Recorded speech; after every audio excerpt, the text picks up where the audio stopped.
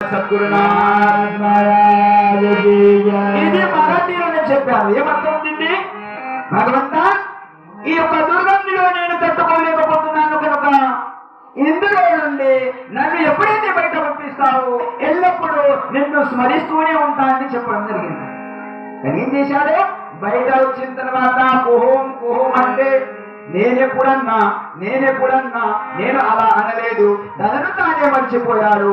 ఆ ఏదైతే మర్చిపోయాడో దానిని జ్ఞాపకం చేయడానికి సద్గురు అనేటువంటి వాడు ఉపదేశించడం జరిగింది. మనలో ఉన్నటువంటి భగవంతుని ప్రాప్తి పొందేటువంటి మార్గాన్ని ఆ యొక్క సద్గురు మనకు ఆ బాటను చూపించడం జరిగింది. ఒకవేళ ఇప్పుడు ఏం లేదు, కానీ నామస్మరణ చేయకపోతే మళ్ళా మన ఆటంకం సాధు సంతులు చెప్తున్నారు మహారాజ్. మరచితివా మనస ఆనాటి మాట, మరచితివా మనస ఆనాటి మాట, కొసబులున్నది చూడు జలసూని ఆట. మరచితివా మనస ఆనాటి మాట, కొసబులున్నది చూడు జలసూని ఆట. మరచితివా మనస ఆనాటి మాట, కొసబులున్నది చూడు జలసూని ఆట. కొసబులున్నది చూడు అక్కడే మరచితివా,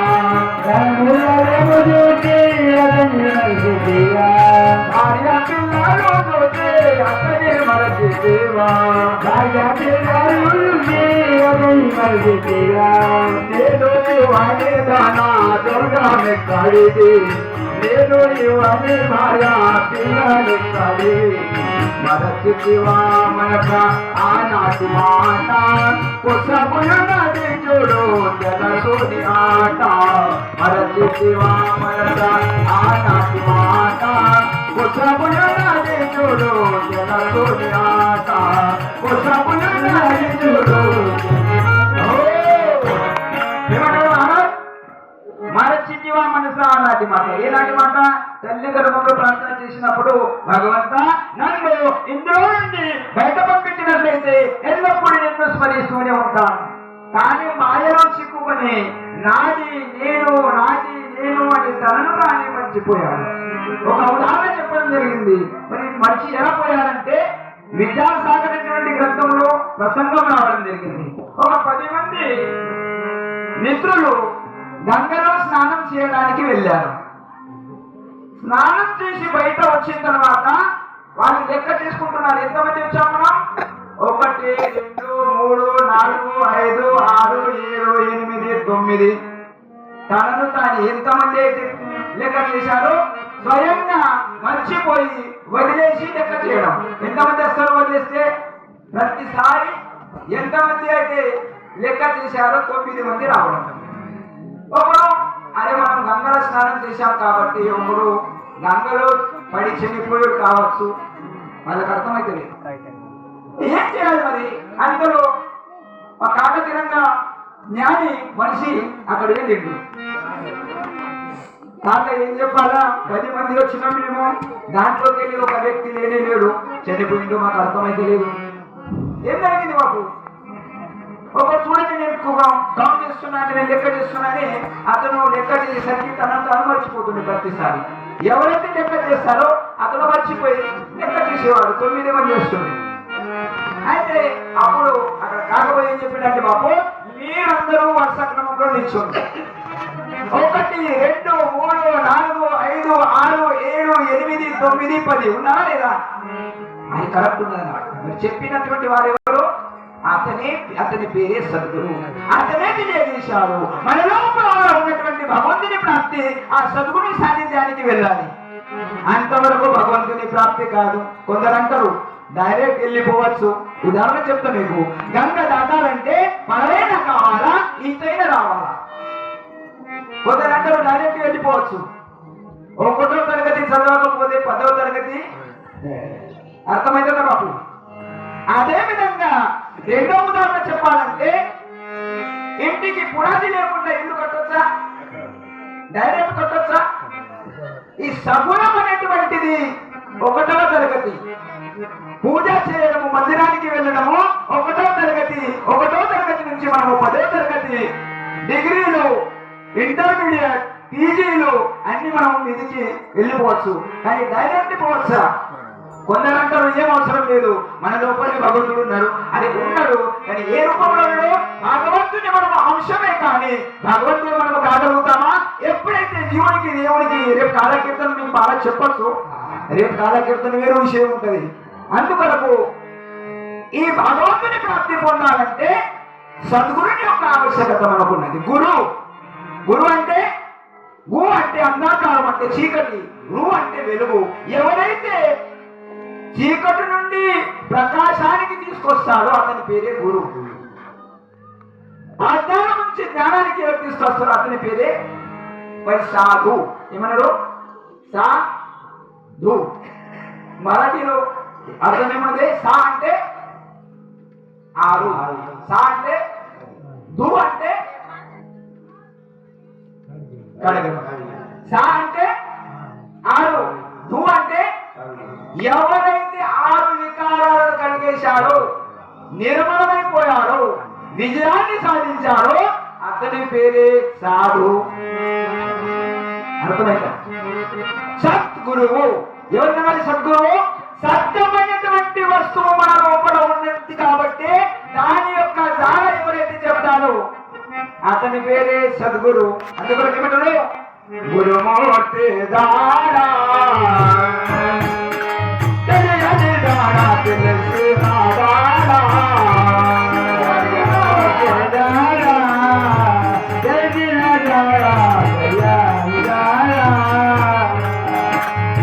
గురుమూర్తి దాడా తెలిసిన దాడా తెలియని దాడా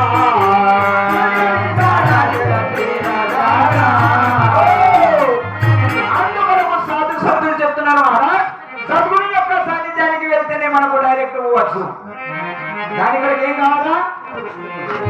ఎన్నాళ్ళు బతికినా మనం ఒకరోజు పోవచ్చింది.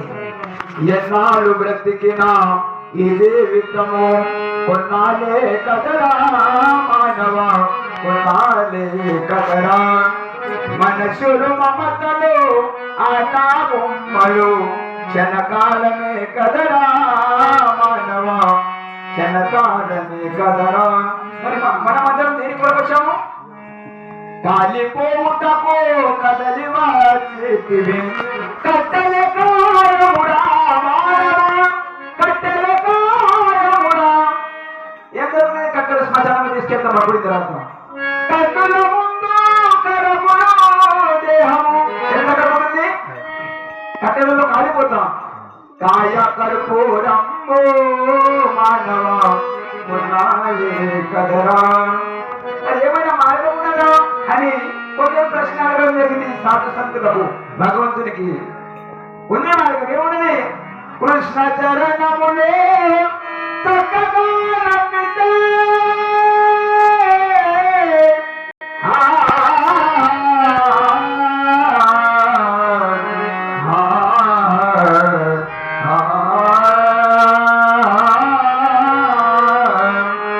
కృష్ణ చరణములే చక్కగా నమ్మితే నీవు తరించగలేవా మానవ, కొన్నాళ్ళే కదరా, కొన్నాళ్ళే కదరా మానవ, కొన్నాళ్ళే కదరా. అందుకు తల్లిదండ్రులారా, ఈ మానవ జన్మ వచ్చింది, ఏది చేస్తామో ఎక్కడి నుంచి తీర్పిసుకోవాలా? ఒక పాట ఉన్నది, మరి అది అట్లా ఏమంటారు పాటలు? జీవులను 14 లక్షలు,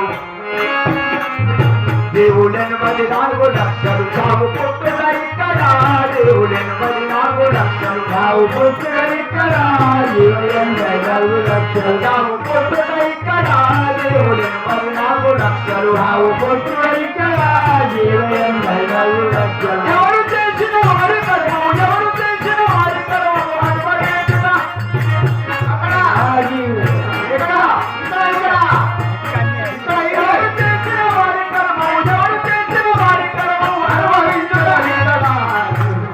అక్కడ అక్కడ ఉన్నది నాకు ఒకసారి ఆలోచించి అడుగుతా నేను. మరి అక్కడ ఇక్కడ అంటే కొందరు అక్కడ అంటారు ఇక్కడ అంటారు. దాని కొరకు నేను పురావా చెప్తా. పురావా లేకుండా ఆధారం లేకుండా అసలే మాట్లాడే ప్రసక్తే లేదు. మన దగ్గర పురావా ఉండాలా?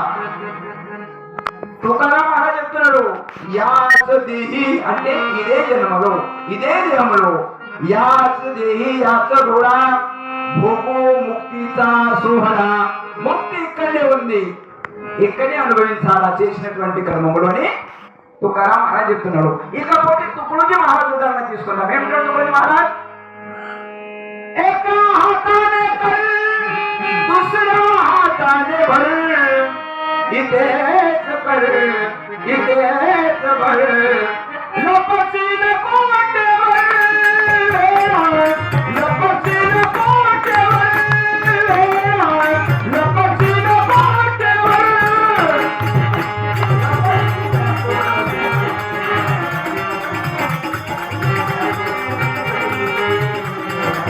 लपसीन సౌండ్ సర్వీస్ అతనికి ధన్యవాదాలు. ఇది 6వ కీర్తన ఉన్నది, కంటిన్యూ నడుస్తున్నది. అక్కడ కరెక్ట్ లేకుండే గొంతు కూర్చున్నది. నేను 10 కంటిన్యూ కార్యక్రమాలు చేసినా కూడా గొంతు ప్రసక్తే లేదు. అతని సద్గురు కృప ఉన్నది. కానీ అక్కడ తబల కూడా కరెక్ట్ లేకుండే, హార్మోనియం కరెక్ట్ లేకుండే, సిస్టమ్ కూడా సరిగా లేకుండే. సిస్టమ్ మీద అంతా ఆధారపడి ఉంటుంది. కొంచెం మాట్లాడి కూడా గొంతుకు అది సహకరిస్తుంది. ధన్యవాదాలు. అయితే ఏమన్నాడు తుకారాం మహారాజ్, ఏకా హాతానే కర్ అర్థమైంది కదా, ఒక చేతితో చేయు రెండు చేతితో తెరుపు, ఇక్కడే చేయు ఇక్కడే తెరుపు, కాకుండా ఎంతవరకు ఏమన్నా మాట్లాడినా లపసిన లేదంటే పిచ్చినాక ఎదురుగా ఉంటావు. చేసినటువంటి ఏదైతే కర్మలు ఉన్నాయో ఇక్కడే అనుభవించక తప్పదు. అందుకని ఏమన్నాడు, జీవులను 14 లక్షలు చావు పొట్టుట ఇక్కడ, జీవులను 14 లక్షలు ఎవరు చేసిన వారి కర్మము అనుభవించుట అక్కడ ఇక్కడ. శాస్త్రం అయితే చెప్తుంది ఇక్కడ అని, కానీ పాటలో ఒక్కొక్కసారి విన్నప్పుడు అక్కడ అంటారు ఇక్కడ అంటారు. దాని వరకు సరే ఎట్లయితే అట్లా చూద్దాం. ఇకపోతే అభంగం మనం టైం అయిపోతున్నది. బండి బస్ స్టాండ్ నుంచి వచ్చింది, బస్ వచ్చింది బస్ స్టాండ్ నుంచి మళ్ళీ బస్ స్టాండ్కి వెళ్ళాలి డిపో. అభంగం తీసుకున్న మన సేవ కొరకు జగద్గురు తుకారాం మహారాజ్ ఏం చెప్తారో చూద్దాం.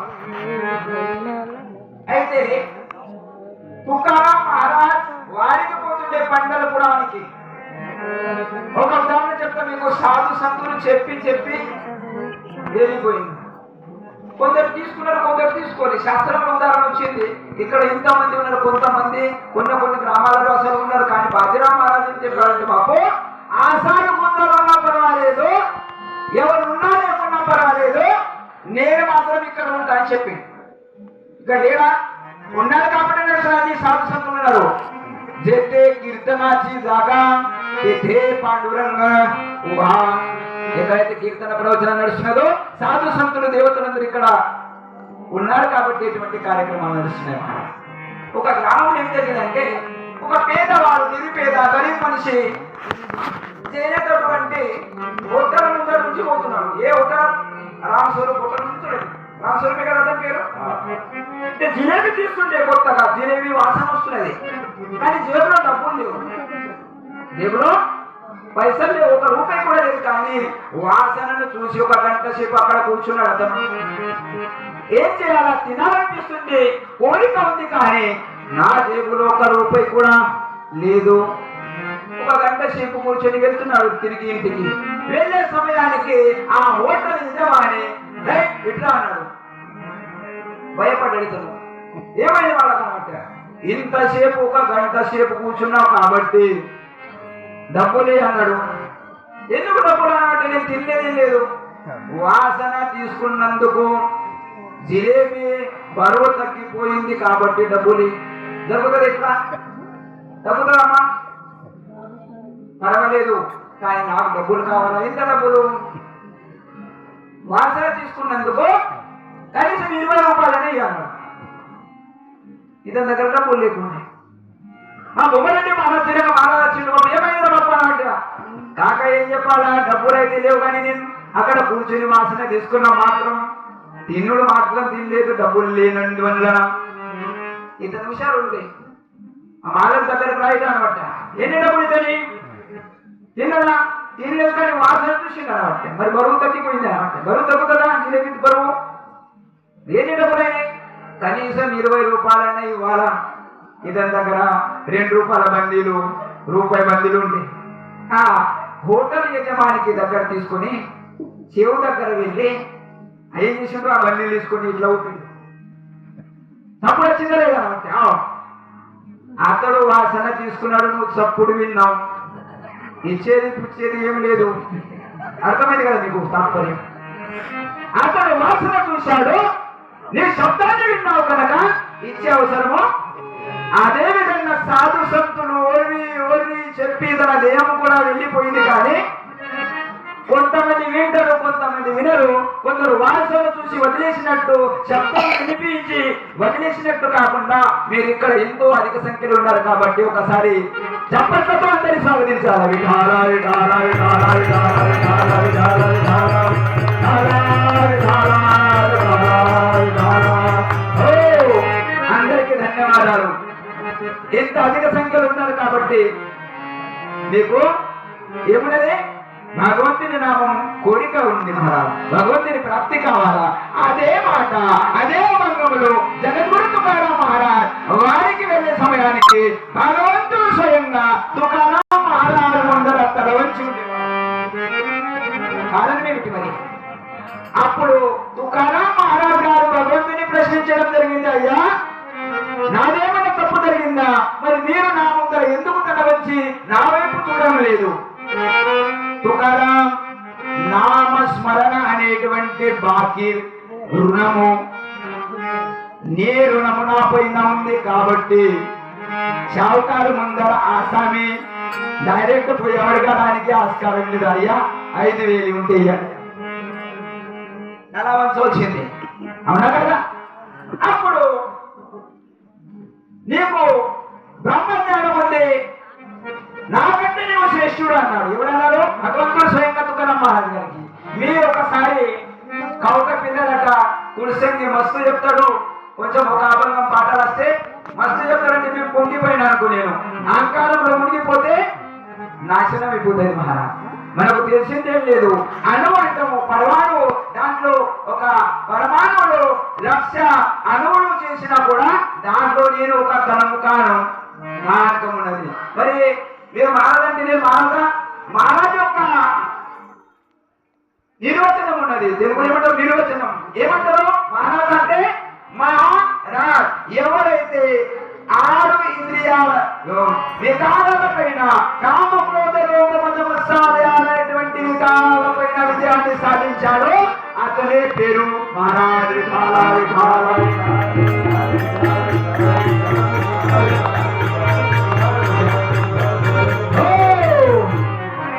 అయితే మహారాజ్ తుకారాం మహారాజ్ వారికి పోతుంది.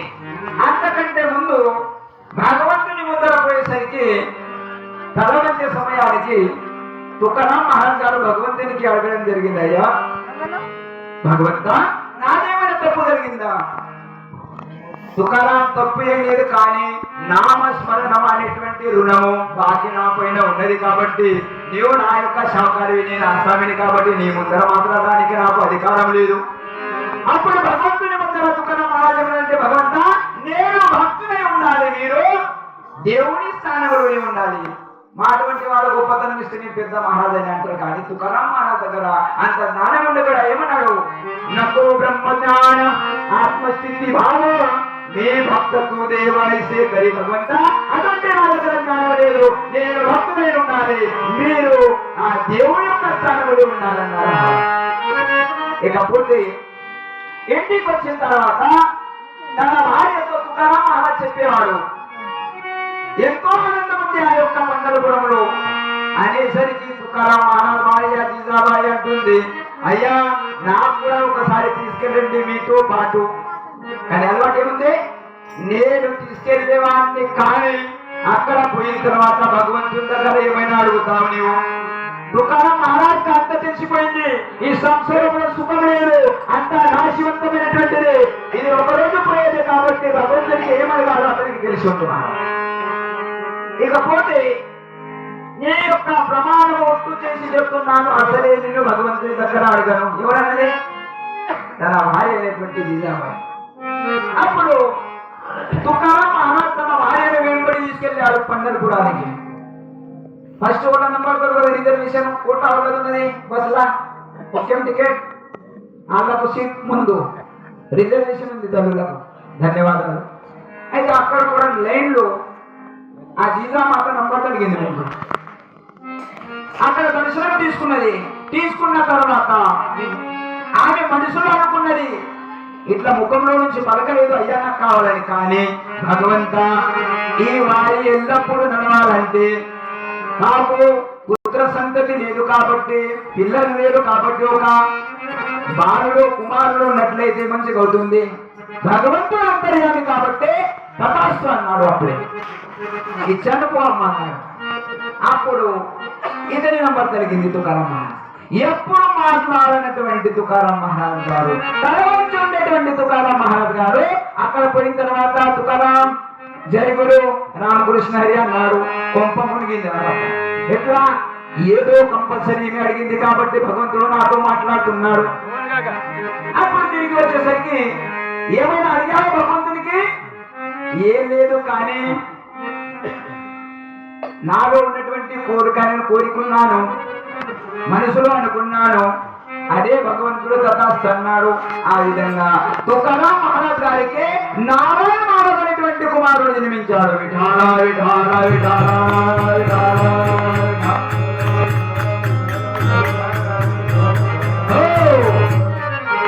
అయితే బాకీ నేను తీసుకొచ్చిన అనుకుంటు, ఉదాహరణ 5 నెలలు అయింది, 6 నెలలు అవుతున్నది. ఎవరికి అడుగుతారు? ఉన్నాడు మహారాజ్, శాంకరే వస్తాడు. ఊళ్ళో పోయిండు, 5,000 తీసుకొచ్చిండు, 6 నెలలు అవుతున్నది. ఊళ్ళో చింత ఉంటది ఇంటి భార్య.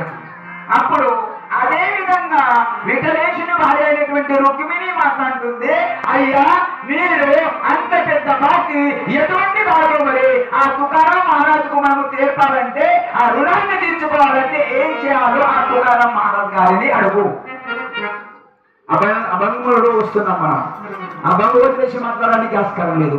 ఏమైనా అడుగు అనేసరికి తుకారాం మహారాజ్ ఏమడిగాడు? మరి సంసారంలో ఉన్నటువంటిది అడిగాడా?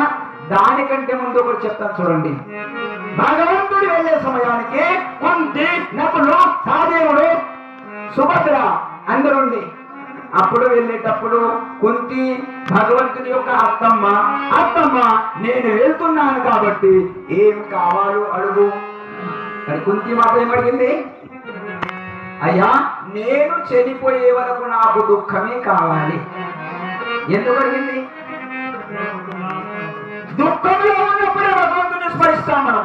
జనం వచ్చినప్పుడే రామ కృష్ణ భగవంత రక్షించు రక్షించు, అవునా కదా? అది తెలుసు కాబట్టి కుంతి మాత అన్నది.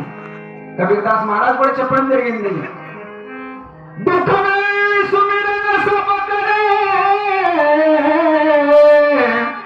సుఖమే కరే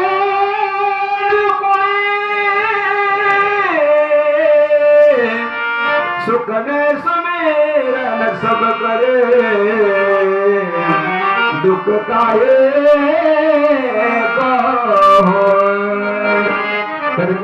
చెప్పడం జరిగింది. అయ్యా ఒకవేళ సుఖంలో నువ్వు భగవంతుని నామస్మరణ చేస్తే దుఃఖం ఎందుకు వస్తుంది నీకు? మనం ఏం చేస్తామంటే దుఃఖంలోనే రామకృష్ణ అంటాం. అందుకొరకు మరి తుకారాం మహారాజ్ ఎట్లా ఉంటే, ఎప్పుడైతే ఆయింపులు తుమ్ము దప్పు వచ్చినప్పుడే అతని నామస్మరణ బంధుంటే ఉంటుంది. మనది ఉంటా ఉన్నది, నీది కాదు నాది. ఆయింపులు వచ్చినప్పుడు రామ, తుమ్ము వచ్చినప్పుడు కృష్ణ, దప్పు వచ్చినప్పుడు కృష్ణ, అవునా కదా? తుకారాం మహారాజు ఎప్పుడు బంధుంటుంటే నామస్మరణ 3 సార్లు మాత్రమే. సింక జాంబడి ఖొక్కల ఇతుకాత వేడ వాయాగేల అంటే ఈ సమయం మాత్రమే వ్యర్థం పోయేది. ఇక చెప్పాలంటే సమయం సగం గంటల మీద మనం ముందరికి వెళ్ళిపోతే మన సమయం వ్యర్థం అయిపోయేది. మరి అదొక భాగంగాము మనం క్లుప్తంగా మామూలుగా తీసుకుందాం.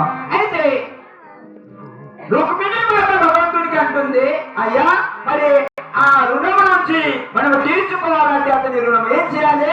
ఏమైనా అతనికి అడుగు, ఏం కావాలో అడుగు అనేసరికి సంసారంలో ఉన్నటువంటి దుఃఖం మొత్తం చూశాడు తుకారాం మహారాజ్. 65 లక్షల జాగీర్దారు ఉంటే అన్ని మొత్తం పనిచేసి తన దగ్గర ఏం లేకుండా చేశాడు, కానీ అతనికి దుఃఖం లేదు మహారాజ్. ఇది నేను మొత్తం చూశాను కనుక భగవంత ఒకవేళ నాకు ఇచ్చేది ఉంటే ఇదే ఇవ్వు. ఏమి మరి అభావాన్ని ప్రతివచనములు తుకారాం మహారాజ్ చెప్పడం జరిగింది. చిదానదే కాదే చిదానదే కాదే చిదానదే కాదే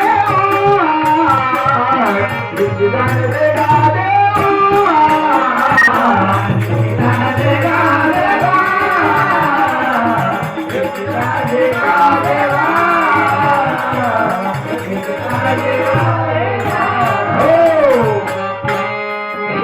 దానదేగా దేవా. ఏంటి దానంటే ఇదే దానం ఇవ్వు భగవంత. ఎటువంటి దానము? తుకా విసరణ. విసరణ అంటే నిన్ను మరచిపోకుండా ఉండాలి, అటువంటి దానాన్ని ప్రసాదించమని జగద్గురు తుకారాం మహారాజ్ గారు భగవంతునికి శరణు వేయడం జరిగింది, ప్రార్థన చేయడం. మనం ఏమవుతాం మరి? మనకు భగవంతుడు ప్రసన్నుడు కానే కాదు. ఒకవేళ అయితే ఏమడుగుతాం? ఒక గ్రామంలో ఒక వ్యక్తి, ఒక మనిషి కట్టెలు తీసుకొచ్చి అమ్మి తన సంసారం కొడుకుతుంది మహా.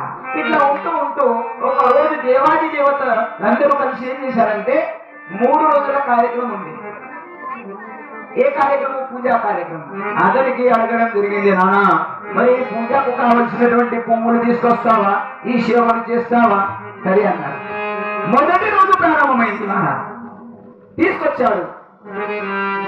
అయితే అతనికి ఆకలింది, 12 అయింది సమయం. అతనికి ఒక కుండ ఇవ్వడం జరిగింది ఆ దేవతలందరూ. ఏం కావాలో కొడుకో, ఏవో పంచపక్వాన్నాలు దీంట్లో నుంచి వస్తాయి. 2వ రోజు అతనికి అనిపించింది దీంట్లో డబ్బులు బంగారం ఏమైనా దొరుకుతుందా, అది కూడా బయటకు వచ్చింది. ఇట్లా 3 రోజులు కలిసిపోయింది. 3వ రోజు పోయేటప్పుడు భగవంతుడు దేవి దేవతలు అందరూ ఏమంటున్నారు అంటే, నానా నీవు చాలా మంచి సేవలు చేశావు కనుక ఏం కావాలో అడుగు. మన విషయం ఏమైనా అడుగుతున్నదంటే భగవంతుని దగ్గర ఏం అడగాలి. అతనికి అనిపించింది అటువంటి పేదవాడు ఉదాహరణ అయితే అతడు నాకేం అవసరం లేదు భగవంత, ఈ కుండని ఇచ్చేసి. కానీ భగవంతుడు దేవతలు ఏమన్నారంటే, ఈ కుండ శాశ్వతము కాదు. ఒకవేళ ఈ కుండ పగిలిపోతే ఎంత పెద్ద బిల్డింగ్ ఉన్నా, నీ దగ్గర బంగారం ఉన్నా, డబ్బులున్నా కూడా మొత్తం మాయమైపోతాయి, వెళ్ళిపోతాయి. ఆలోచించి అడగమని చెప్పినా కూడా అతడు అజ్ఞానుడు కాబట్టి ఏం పర్వాలేదు భగవంత, నాకు కుండని కావాలి, తీసుకొచ్చి ఇంటికి. ఒకవేళ పేదవాడు నిరుపేద మనిషి ఒక 5 అంతస్తుల బిల్డింగ్ కట్టి ఏమిపిస్తాడు, మనకు చర్చలు చేస్తారు. తన దగ్గర ఏం లేకుండా మరి ఏం జరిగింది కావచ్చు, హాండన దొరికిందా, ఏమైనా దొరికిందా, ఏమైనా అయిందా, చర్చలు జరుగుతాయి. అయితే అక్కడ కొంచెం డబ్బున్న తర్వాత కొంచెం అహంకారం వస్తుంది. నాటువంటి వాళ్ళకి అడిగాను అనుకోండి, నేను ప్రతి ఒక్కరికి చెప్పడానికి నా దగ్గర సమయం లేదు. ఏం చేస్తా మరి, పెద్ద పార్టీ ఇస్తా, మిత్రులందరికీ, భక్తులందరికీ, చుట్టాలకు, బంధువులకు చెప్తా. అప్పుడు ఎట్లా శ్రీమంతుడు అయ్యానో, ధనవంతుడు అయ్యానో మీకు అందరికీ చూపిస్తా. అందరూ వచ్చింది మన డీజే పెట్టేసిండు, పాటలు నడుస్తున్నాయి.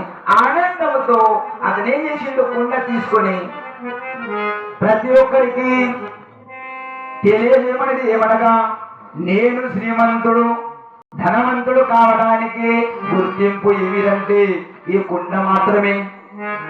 ఆనందంతో గంతులేస్తున్నాడు, ఎగురుతున్నాడు, ఎగురుతున్నాడు, ఎగురుతూ ఎగురుతూ తలపైన ఉన్నటువంటి కొండ కింద పడి పగిలిపోయింది. ఉన్నటువంటి వైభవం మాయమైపోయింది. విఠాల విఠాల దృష్టాంతం అయిపోయింది. సిద్ధాంతం తెలుసుకోండి. ఏ కొండ పగిలిపోయింది? ఏ కొండ పగిలిపోయింది? ఈ దేహం అనేటువంటి కుండ పగిలిపోయింది. తెలుసుకోండి మహారాజ్, ఒక రోజు పగిలిపోయేది. ఇందులో ఉన్నటువంటి పరమాత్ముడు ఆత్మ ఏదైతే ఉన్నదో దానికి సావు. నయనం చిన్నంతి శస్త్రాన్ని నయనం దహతి పావక నజయం కేరేంతోపో నసోదయతి మారుత. గీత లోపల చెప్పడం జరిగింది బాబా. అరే ఇది అస్త్ర శస్త్రాలతో ఛేదించబడదు, అగ్నిలో దహించబడదు, ఎండలు గాలిలో కొట్టుకోపోదు. అటువంటి అజర్ అమర్ అవినాశి, దానికి సావు లేదు మహారాజ్. ఈ శరీరం మాత్రమే పడిపోతుంది, శరీరమే పోతుంది. ఈ వస్త్రం ఏదైతే ఉన్నదో చెరిగిపోయిన తర్వాత కొత్త వస్త్రాన్ని ధరిస్తాను. అందుకొరకు సాధు సంతులు చెప్పడం జరిగింది, ఇది శాశ్వతం కాదు, ఇది ఒక రోజు పోయేది. కొన్నాళ్ళదేరా ఈ మనజుని గట్టాము, కొన్నాళ్ళదేరా ఈ మనజుని గట్టాము, ఎన్నటికైనా మాయమురా ఇది మాయమురా, మాయమురా ఇది మాయమురా.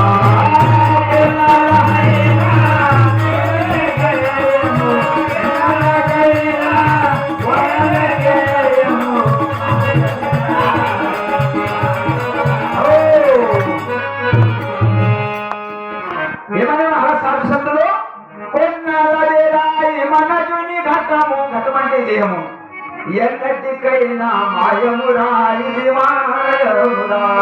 అందుకొరకు మహారాజ్, నేను ఎవరిని, ఎందుకు వచ్చాను, ఏం చేస్తున్నాను, ఏం చేయాలి, చివరికి ఏ విధంగా వెళ్ళిపోవాలో ప్రతి ఒక్కరూ ఆలోచించేటువంటి అవసరం ఉంది. మనము అంగడి చేయడానికి వచ్చినాం. ఏం చేయడానికి? అంగడి. ఈ అంగడి మరి దేని అంగడి? జైనత్ అంగడి, ఆదిలాబాద్ అంగడి,